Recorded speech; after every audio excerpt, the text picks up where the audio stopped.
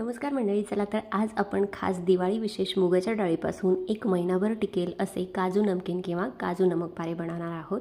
अतिशय मस्त खमंग खुसखुशीत आणि अजिबात मैद्याचा वापर न करता आपण ही रेसिपी बनवणार आहोत। त्यासाठी पाव कप मुगाची डाळ इथे 1 तासाभरासाठी भिजत घातलेली आहे। डाळ छान 1 तासानंतर भिजली की त्यामधलं पाणी काढून आपण चाळणीवरती अशा पद्धतीने 10 मिनिटांसाठी ठेवून देणार आहोत।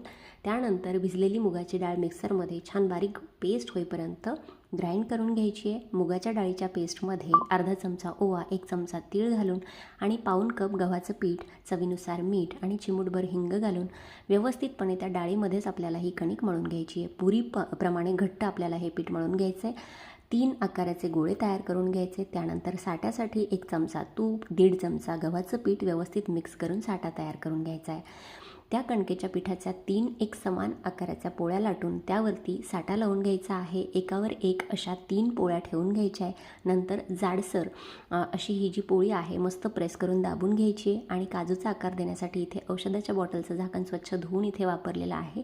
त्याने अशा पद्धतीने काजू नमक पारे कट करून घेतलेत आणि त्यानंतर गरमागरम तेलामध्ये आपण मस्त सोनेरी रंग येईपर्यंत हे काजू नमकीन किंवा मुगाच्या डाळीपासून केलेले नमक पारे जे आहेत ते तळून घेणार आहोत। 7 ते 8 मिनिटांपर्यंत मस्त खुसखुशीत किंवा छान सोनेरी रंग येईपर्यंत तळून घ्यायचा आहे, म्हणजे आतपर्यंत छान क्रिस्पी आणि कुरकुरीत होतात, नरम पडत नाहीत। तर अशा पद्धतीने यंदाच्या दिवाळीला तुम्ही सुद्धा ही रेसिपी नक्की करून बघा आणि जर डिटेल व्हिडिओ हवा असेल तर खाली दिलेल्या त्रिकोणावरती क्लिक करून संपूर्ण रेसिपी डिटेलमध्ये तुम्ही बघू शकता। धन्यवाद।